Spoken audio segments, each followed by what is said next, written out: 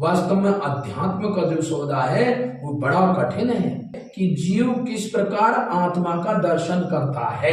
जीव को आत्मा के दर्शन करने के लिए निश्चित है कि आप लोगों को अध्यात्म की जरूरत पड़ेगी, और अध्यात्म जब हम आप लोग अध्यात्म में प्रवेश करेंगे तो हमको आत्मा ईश्वर ब्रह्म ज्योति का दर्शन होगा, और उसी ज्योति में शांति आनंद में बैठ जाएगा। अध्यात्म में भी मुक्ति नहीं है, जबकि योगी अध्यात्मी लोग इस आत्मा में ही मुक्ति बताते हैं, इसी को परमात्मा घोषित किए हैं। अध्यात्म और तत्व के रहस्य को नहीं जानना है तो फिर क्या करेगा वह बेचारा? जो स्वाध्याय को नहीं जानता हो, जो अध्यात्म को नहीं जानता हो और इनके अंतर को नहीं जानता हो, तो परमात्मा और आत्मा के अंतर को कैसे समझेगा? यदि आप 10 वर्ष के हैं और 10 वर्ष के बैठ जाएं आप अध्यात्म योग साधना में, भगवत कृपा विशेष से पहले क्रम में भगवत कृपा से जीव का जो विधान बताया गया, हमारे परम पूज्य संत ज्ञानेश्वर स्वामी सदानंद जी महाराज ने हम भक्त सेवकों को जीव, ईश्वर, परमेश्वर, संसार, शरीर, इन पांचों का तत्व ज्ञान के अंतर्गत सहरहस्य उनकी जानकारी, दर्शन एवं पहचान भक्त जनों को कराया।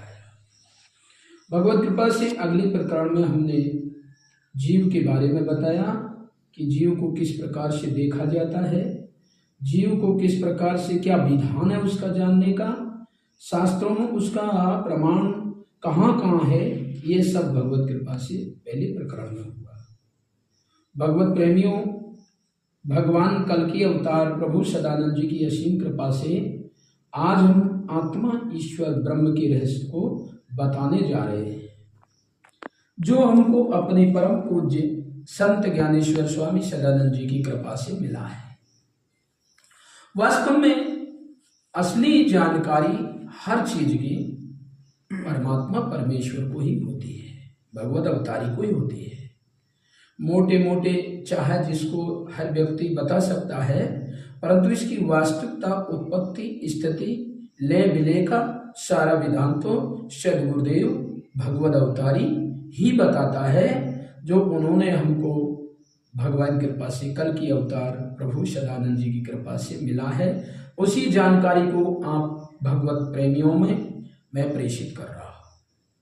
तो आइए बंधुओं, आत्मा ईश्वर ब्रह्म, आत्मा ईश्वर ब्रह्म का क्या विधान है, इसको कैसे जाना जाए, इसे कैसे देखा जाए, इसकी क्या उपलब्धियां हैं, ये कौन सी दृष्टि से देखे जाते हैं, ये आज हम आप बंधुओं को बताने जा रहे हैं। प्रेम से बोलिए सद्गुरुदेव जी महाराज की जय।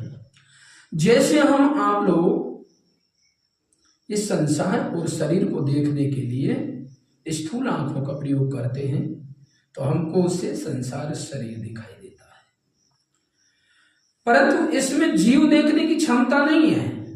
ये जो दृष्टि है स्थूल दृष्टि, इसमें जीव देखने की क्षमता नहीं है। हमारे सद्गुरु परम पूज्य संत ज्ञानेश्वर स्वामी सदानंद जी महाराज ने फिर स्पष्ट करके बताया, यदि आपको इस शरीर में स्थित जीव को देखना है तो स्वाध्याय पद्धति से गुजरना पड़ेगा। उसमें सूक्ष्म आंख ही काम देगी। ये स्थूल दृष्टि या शिक्षा दृष्टि उसमें काम नहीं दे सकती। चाहे वो जितनी भी उच्च श्रेणी हो की शिक्षा आपके पास हो, वे आपको केवल शरीर और संसार के बारीकी रहस्य को बता सकता है। अब आगे जब जीव को जाना समझा देखा जाएगा तो सूक्ष्म दृष्टि स्वाध्याय विधान से समझा जाएगा। अब इससे आगे का जो क्रम है वह है आत्मा ईश्वर ब्रह्म। मानी आत्मा ईश्वर ब्रह्म का स्थान है, एक लिंग उसकी परमेश्वर से है, दूसरा उसका छोर जो है जीव से, एक और उसका जीव से लगा हुआ है, एक और परमात्मा से लगा हुआ है। ये है क्या चीज?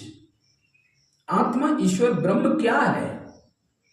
आत्मा ईश्वर ब्रह्म एक वे विधान है जिससे जीव और परमात्मा का आपसी तालमेल होता है। ये बीच की कड़ी है, माने जीव और परमात्मा के बीच की कड़ी है, क्योंकि जीव परमात्मा के बिना रह ही नहीं सकता है।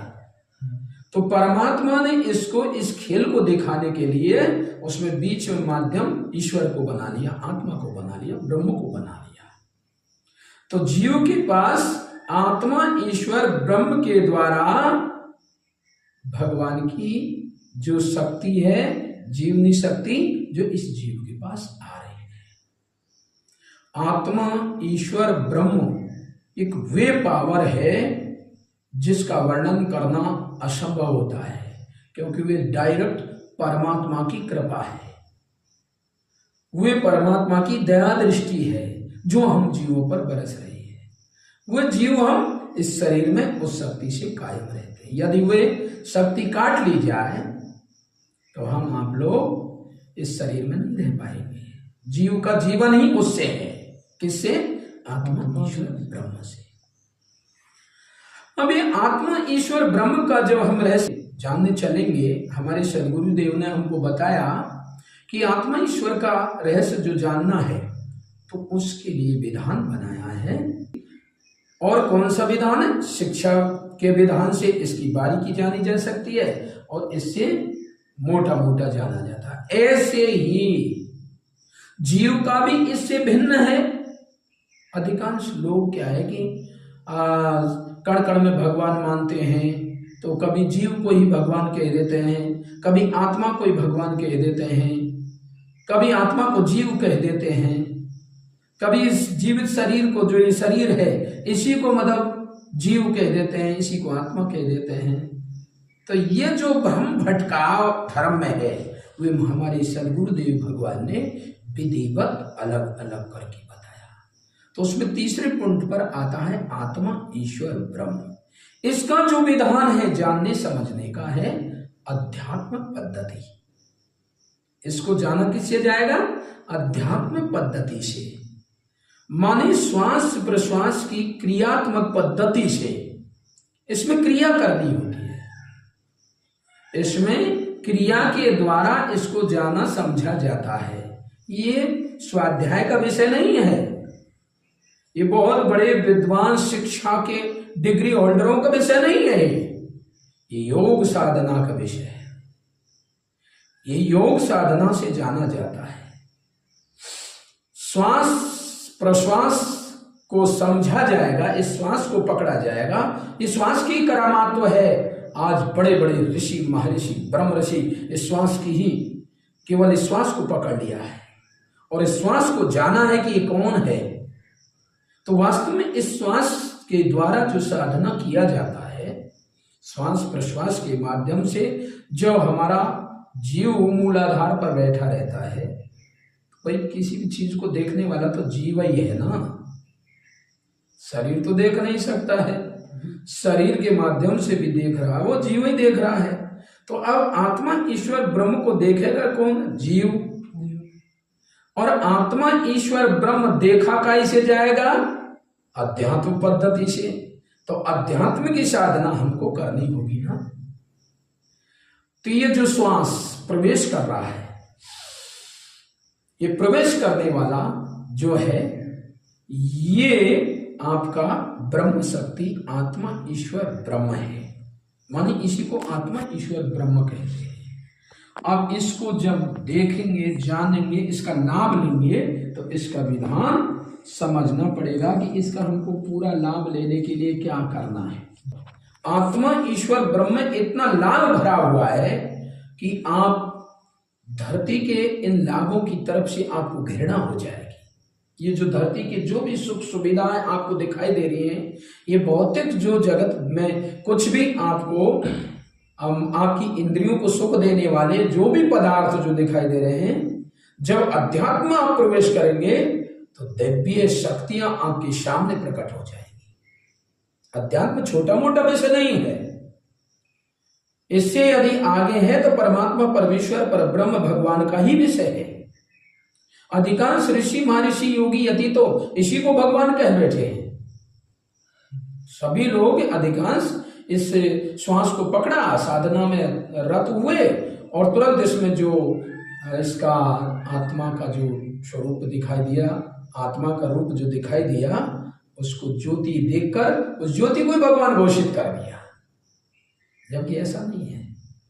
हमारे परम पूज्य संत ज्ञानेश्वर स्वामी सदानंद जी ने तत्व ज्ञान के द्वारा ये अलग अलग विधान, अलग अलग उपलब्धि, अलग अलग नेत्रों, अलग अलग इनके जानने पहचानने का विधान शास्त्रों से प्रमाणित भी भक्त सेवकों को कराया है। भगवत कृपा से उसी जानकारी को हम आपके बीच में दे रहे हैं। हमारे पास हमारी कोई जानकारी नहीं है, हम कुछ नहीं जानते। इतने मूढ़, इतने कुकर्मी, पापी जो है, मतलब जीव बहुत खतरनाक होता है। तो हमको दिखाया भगवान ने, तुम कितने पापी हो, कितने कुकर्मी हो, कितने जन्म जन्मांतर का पर पाप लगा हुआ है। तो भगवत कृपा जब होती है तब कहीं ये जानकारियां सही सही हासिल होती है। नहीं तो जीव के पास अपनी कोई जानकारी नहीं होती है। भगवान के बिना जीव का भ्रम समाप्त भी नहीं हो सकता है। अब बहुत लोग आत्मा ही परमात्मा है, आत्मा ही जीव है, जीव आत्मा में कोई फर्क ही नहीं है, जहां जिससे पूछते हैं। क्योंकि संत ज्ञानेश्वर स्वामी सदानंद जी परमहंस जी से जब तक हम नहीं मिले थे, उससे पहले बहुत से साधु महात्माओं से मिले, बहुत से विद्वान जनों से मिले, बहुत से बुजुर्ग लोगों से मिले जो अनुभवी लोग थे। उन लोगों ने सबने जीव और परमात्मा में अलग कोई अंतर नहीं बताया। जीव कोई आत्मा कह देते, आत्मा कोई परमात्मा कह देते, जीव कोई आत्मा, आत्मा कोई जीव कह डालते थे। हमारे शरीर में कौन बैठा है भाई? ये आत्मा है। अधिकांश लोग आत्मा कहते हैं। तब उनसे कहा जाए जीव क्या है, अरे वही आत्मा ही थे तो जीव कहते हैं। अब यही भ्रम हमारे भी था। पर जब संत ज्ञानेश्वर स्वामी सदानंद जी परमहंस परम पूज्य सदगुरुदेव जी महाराज से जब मिले तो उन्होंने ये रहस्य बोला, नहीं, ये जीव ही आत्मा नहीं है, आत्मा ही परमात्मा नहीं है। ये जीव कहना, जीव को आत्मा कहना या आत्मा को जीव कह देना, ये तो ज्ञान का मतलब मिथ्या अहंकार है। मानी ज्ञान अभिमानी है वे लोग। वो ज्ञान तो है नहीं, केवल अभिमान किए हुए हैं। जबकि वास्तव में वो भी सदगुरुदेव परम पूज्य संत ज्ञानेश्वर या भगवत अवतारी से मिलते हैं। भगवत अवतारी से मिलते तो उनकी भी ये भूल मिट जाती जो आज आपको हम बताए जा रहे हैं। आत्मा ईश्वर ब्रह्म को अध्यात्म से, साधना से जो देखते हैं तो इसमें योगी यति भी प्रवेश कर जाते हैं। मानी योगी यतियों का ये विषय है, परंतु अंतिम नहीं है। उपलब्ध मतलब उत्पत्ति, स्थिति, लय विलय कहां से आ रहा है, कहां जा रहा है, ये उनको पता नहीं है। बीच का है। जिस साधना किया तो साधना जब किया तो अज्ञा चक्र पर, अज्ञा चक्र कहां पर है? ये बीचों बीच में ये अज्ञा चक्र है, जहां आप टीका लगाते हैं, तिलक लगाते हैं, टीका लगाते हैं। इसे यहाँ दोनों भवों के बीच का जो स्थान है, इसे अज्ञा चक्र कहते हैं। जब साधना करने लगेंगे, श्वास प्रश्वास को आप जब लगातार चलाते रहेंगे, चोट देते रहेंगे, खींचते, मतलब श्वास की साधना जब करना चालू होगा तो उसमें क्या है कि हंगरूप जीव जो हम हैं, हंगरूप जीव जो हम हैं, वे अपने मूलाधार से खड़ा होकर चलने लगेगा। यदि असली साधना के अंतर्गत कोई भी होगा तो वह साधना जब करेगा तो जीव को उठकर आत्मा तक आना है। तब आत्मा को देखने वाला कौन होगा? हम जीव। आत्मा तो दिखेगी ना, देखने वाला कौन होगा? हम जीव। तब जीव को भी तो आत्मा के पास लाना है ना, उसके लिए साधना करनी है। जोग मानी जोड़ना,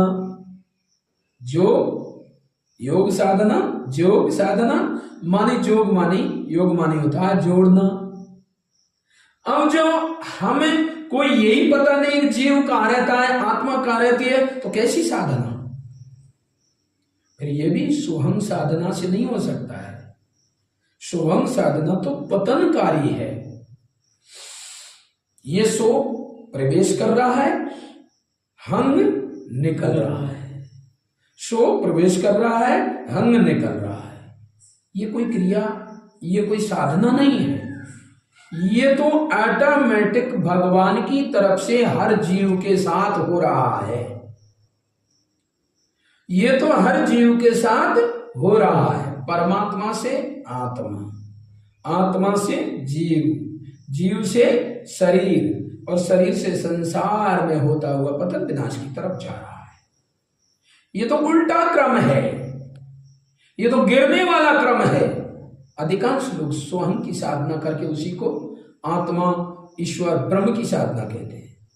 जब ये भूल जाइए, आत्मा, ईश्वर, ब्रह्म की जो साधना होगी वो सोहंग से नहीं, वो हंस से होती है। हंस बनना होगा, सोहंग नहीं। सोहंग तो पतन विनाश की तरफ जा रहा है। सैरूप शक्ति प्रवेश कर रही है, प्राण शक्ति के माध्यम से इसमें चेतना शक्ति प्रवेश कर रही है, जीवनी शक्ति प्रवेश कर रही है, लाइट प्रवेश कर रही है। और वे जब जीव के पास जाती है तो जीव को जीवन शक्ति देती है। वे जीव को जीवन शक्ति देती है। जीवित ही उस आत्मा, ईश्वर, ब्रह्म से रह रहा है। ये तो जीव का अस्तित्व ही क्या है? जीव का अस्तित्व ही क्या है? जीव 4 सेकंड के बाद में अपना अस्तित्व खत्म कर देता है, परंतु उसको जीवित कौन दे रहा है? जीवित कौन रख रहा है? ये आत्मा, ईश्वर, ब्रह्म ही उसको प्राण शक्ति, जीवनी शक्ति दे रहा है। वह भी कहां से ला रहा है? परमात्मा, परमेश्वर, परब्रह्म से। तो ये बीच की कड़ी रही, परमात्मा के द्वारा शक्ति लेकर आ रहा है और जीव के पास जाकर देकर पुनर्वापस शक्ति को जा रहा है। इसलिए हर 4 सेकंड में आपका ये श्वास आना जाना हो रहा है।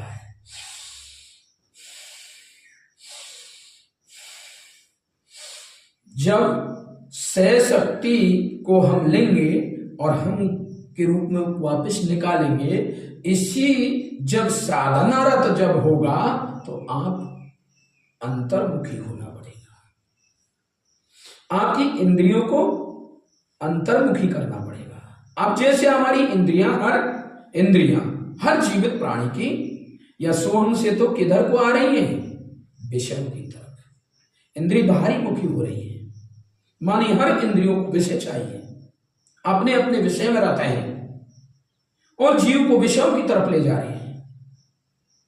जब इस सोहन पद्धति हो रही है, सह शक्ति को लेकर हंग जब अपना जीवित हो रहा है, हंग अपना अहंकार लेकर और इस शरीर को मैं मानकर या मेरा मानकर बैठा है, और वे फिर जाके डर रहा है इससे, क्योंकि ये साधना तो ही नहीं, इससे जाके डर रहा है। इधर जीव को शक्ति मिल रही है, जीव तुरंत इंद्रियों के माध्यम से इस संसार से विषयों की तरफ दौड़ रहा है। यही पतन है, ये हमारा गिरने का पद्धति है। हर गृहस्थी वर्ग इसी पद्धति में आ रहा है। हर व्यक्ति भोगों की तरफ भाग रहा है। क्यों भाई? क्योंकि वे समझा ही नहीं कि हम इस संसार का कैसे लाभ लें और इस संसार का लाभ लेते हुए हम उन्नति की तरफ या उत्थान की तरफ किस प्रकार से चलें। इसे भूल जाना ही तो पतन है ना। इसलिए जब ये पतन में जाने लगते हैं ये मानव समाज, तो इसमें फिर एक योग साधना करने वाले योगी होते हैं जो अपने के क्रम को पतन से उठाकर और उत्थान की तरफ लेकर चलते हैं। तो वे उत्थान की तरफ चलने का विधान क्या है? वही साधना। जब साधना श्वास प्रश्वास की हम साधना करना चालू करेंगे, इंगला पिंगला को जब हम बार बार आपस में संघर्षण करेंगे, इनको बार बार मतलब सम करने की कोशिश में जब दोनों इस साधना के अंतर्गत जब सम हो जाता है, तो यहाँ अज्ञा चक्र पर आकर जो सुमना आपकी खूटेगी, दोनों इंगला और पिंगला मानी गंगा और यमुना जहां आकर मिलेगी, इधर से गंगा है इधर से यमुना है, दोनों आकर जैसे ही वहां मिलेगी तो वहां आपको फिर क्या होगा, सुषुम्ना फूट जाएगी, सुषुम्ना फूट जाएगी। सुषुम्ना जब फूटेगी तो हमको आत्मा ईश्वर ब्रह्म का दर्शन होगा। उस समय हमको क्या होगा, आत्मा ईश्वर ब्रह्म का दर्शन होगा, ज्योति का दर्शन होगा। उसको जब हम देखेंगे तो उसका लक्षण क्या है, उसका प्रभाव क्या है, उसका कैसे हम उसकी जानकारी लें, उससे क्या लाभ मिलता है। देखो सबसे पहली बात तो यह भी है, बहुत जटिल रहस्य है। भगवान के सिवा योगी भी इसमें पारंगत नहीं है। यदि स्वयं साधना करने वाले या कोई भी साधना करने वालों को यह भी वास्तव में मालूम नहीं है कि कौन सी ज्योति आत्मा ईश्वर ब्रह्म की। जब साधना करेंगे ना तो पहले जड़ ज्योति भी दर्शन होगा, तो किसको कहेंगे कि इसमें चेतन कौन सा है, जड़ कौन सी है। इसलिए इसका असली रहस्य भगवत अवतारी बताता है कि वास्तव में हमारे जो प्राण शक्ति देने वाली जो ज्योति है वो कौन सी है, आत्मेश्वर ब्रह्म वाली ज्योति कौन सी है और पंच पदार्थ वाली ज्योति कौन सी है। इसलिए आत्मा ईश्वर ब्रह्म को जब जानने लगेंगे तो जड़ का भी और चेतन का भी जो गांठ लगी हुई है वह भी फूटेगी। जड़ चेतन गुणदोष में जड़ चेतन की ग्रंथि जो लगी हुई है वह भी उसी दिन फूटेगी साधना में, क्योंकि जड़ अलग चेतन अलग देखा जाएगा। और जड़ चेतन की ग्रंथि जब दोनों अलग अलग जब फूट जाएगी तो जीव दोनों को देखेगा, ये जड़ है ये चेतन है, ये ज्योति क्या काम कर रही है, ये ज्योति क्या काम करती है। दोनों ज्योतियों का भी महत्व दिखाई देगा। तो इसलिए भगवत कृपा से आत्मा ईश्वर ब्रह्म को जब देखने की जरूरत पड़ेगी तो उस समय आपको साधनारत होना होगा और साधना में आपकी दिव्य दृष्टि जब फूटेगी। कौन सी दृष्टि, दिव्य दृष्टि। जब दिव्य दृष्टि फूटेगी तब आपको आत्मा ईश्वर ब्रह्म का दर्शन होगा। किसका दर्शन होगा, आत्मा ईश्वर ब्रह्म का दर्शन होगा। कब, जब साधना में हम रत रहेंगे तो उसमें जीव को भी हम जानेंगे और जीव आत्मा का दर्शन करेगा। क्या है, आत्मा का दर्शन करेगा। आत्मा का जब दर्शन कर लेगा तब ये जीव क्या प्राप्त करेगा, आनंद और शांति उसे सहज में मिल जाएगी। क्या है, आनंद और शांति दोनों उसको मिलेगी, क्योंकि आनंद रूप तो जीव है वो भी मिलेगा और शांति इस आत्मा ईश्वर ब्रह्म होती है। जब आत्मा ईश्वर ब्रह्म के पास जाकर बैठकर जीव जब देखता है तो वहां शांति आनंद में मग्न हो जाता है। शांति आनंद में मग्न हो जाता है। जब उसी में बैठता रहता है, हमेशा बैठने की पद्धति में रहता है, तब वे क्या होगा भाई, तब वे क्या होगा, उस समय जब साधना में बैठेगा तो वे समाधिष्ठ अवस्था में बैठ जाएगा। समाधिष्ठ अवस्था का मतलब है कि वे एकदम अपनी इंद्रियों को अंतर्मुखी करके और आत्मा ईश्वर ब्रह्म में जाकर बैठ जाना। माने सो के साथ सह के साथ हंग जाकर उसके पास बैठ जाना। माने हंग सह को देख रहा है, हंग आत्मा ईश्वर ब्रह्म को देख रहा है। तो आत्मा ईश्वर ब्रह्म इसका उत्पत्ति कारक है, इसलिए वे जो आत्मा ईश्वर ब्रह्म है वो उसे शांति और आनंद देता है। कौन, जीव को शांति आनंद मिलना चालू होगा। और जैसे जब उस साधना को आगे बढ़ाएंगे तो भगवत कृपा से जब साधना आगे बढ़ती रहेगी तो उसमें मूलाधार से जीव खड़ा होगा, मानी कुंडलिनी शक्ति जागृत होगी।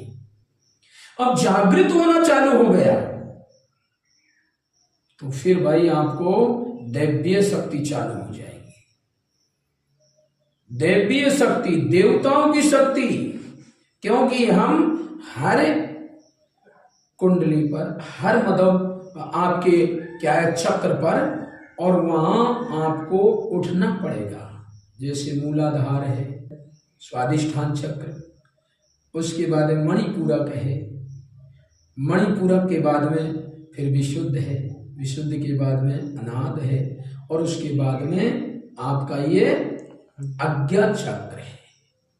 मानी जब 6 चक्रों को पार करेगा तो ये एकदम शांति आनंद में जाकर जीव आत्मा से जाकर मिलन झुलन करेगा, उससे मिलना होगा।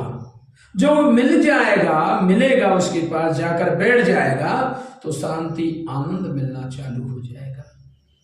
और इन एक एक चक्र पर अपना अपना देवता बैठा हुआ है। मानी एक एक चक्र पर देवताओं की शक्ति है। जैसे मूलाधार पर किसका निवास है? गणेश जी का।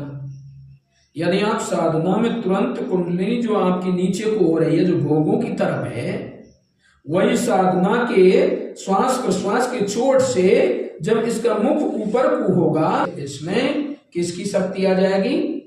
गणेश जी की। रिद्धि सिद्धियां उसमें आ जाएंगी।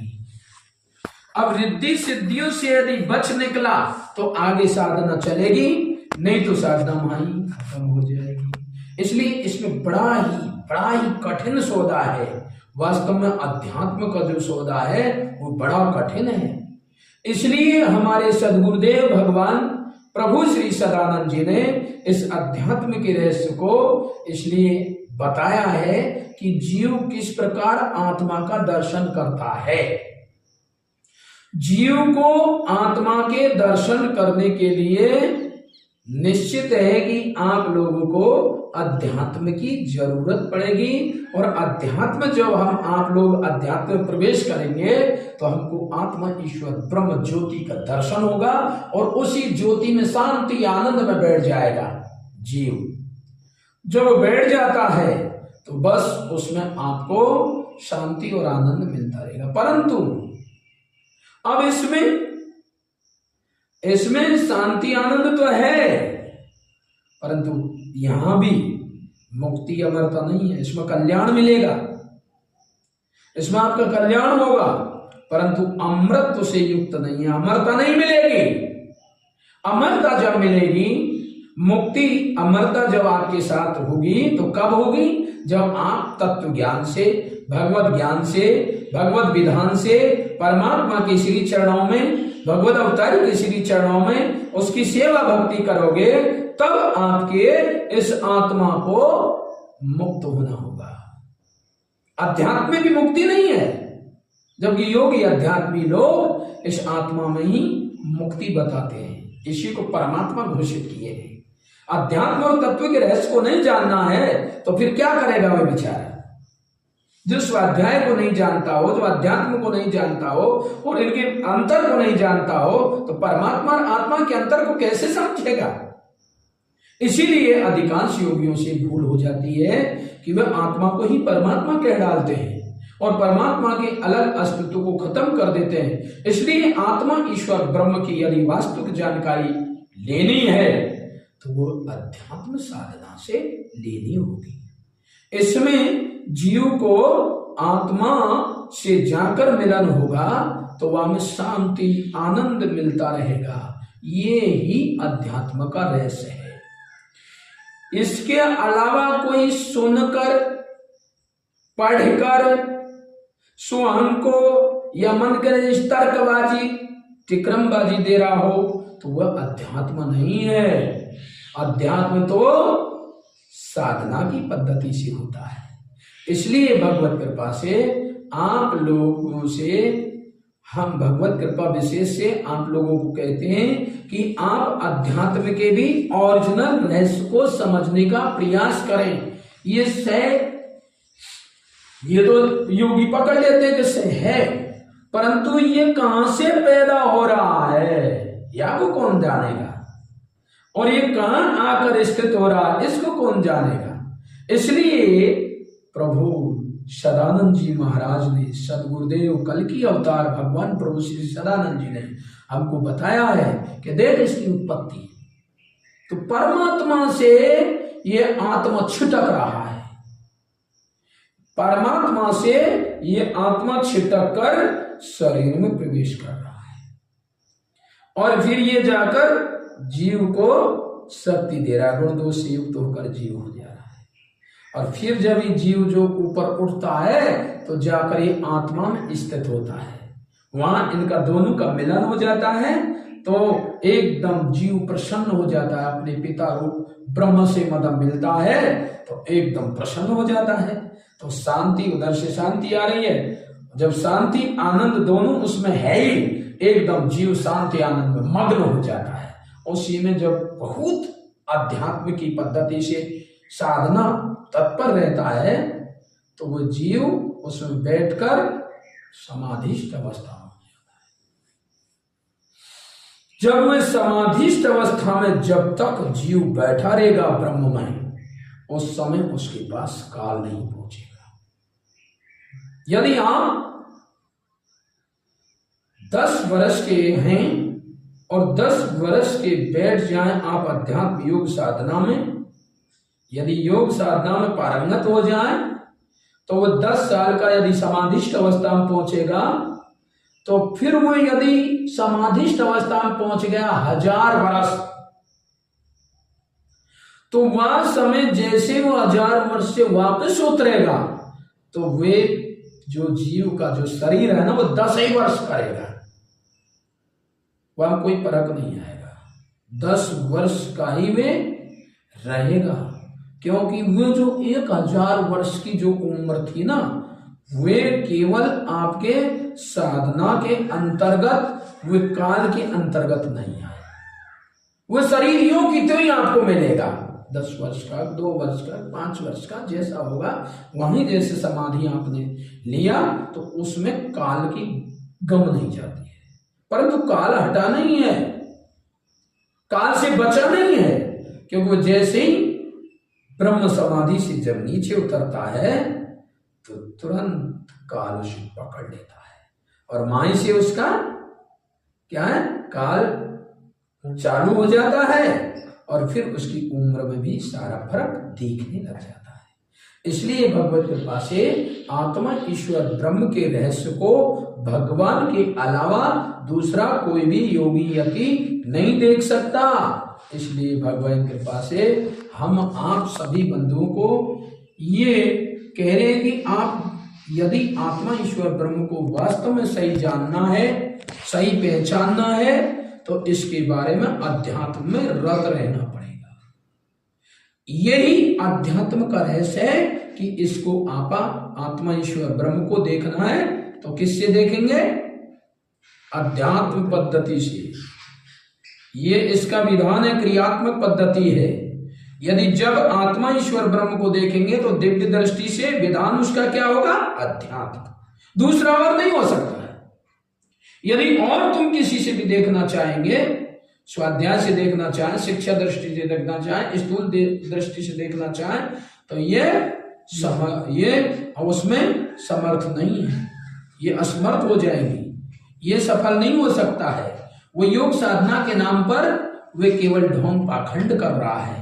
इसलिए जब भी आपको आत्मा ईश्वर ब्रह्म का दर्शन करना है तो अध्यात्म साधना के अंतर्गत आप लोगों को उसमें क्रियान्विति के लिए समय देना पड़ेगा, उसका असली लाभ लेने के लिए समय देना पड़ेगा, अध्यात्म से गुजरना पड़ेगा। इसलिए भगवत प्रेमियों, ये अध्यात्म का रहस्य हमको अपने परम पूज्य संत ज्ञानेश्वर स्वामी सदानंद जी महाराज ने ये रहस्य खोला। प्रेम से बोलिए सद्गुरुदेव जी महाराज की जय।